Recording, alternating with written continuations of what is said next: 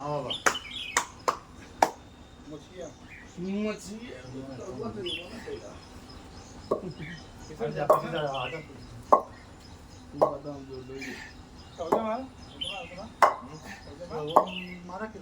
आखिरी पीढ़ी देखने को मिल रही है और भुवर अखाड़ा का एक ही लक्ष्य है कि कलयुग पे जो है कि इसके बाद देखने को नहीं मिलेगा।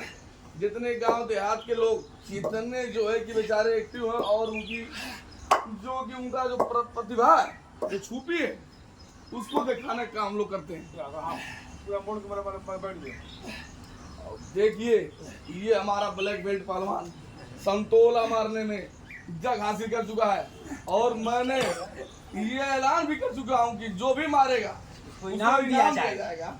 इनाम दिया जाएगा भुवर अखाड़े की तरफ से जो 25 किलो वाला संतोला उठा के 35 किलो वाला भैया हुआ है। कितना 35 किलो का है। आप तो 25 समझ सकते वो संतोला स्पेशल ब्लैक बेल्ट पहलवान के लिए बना है।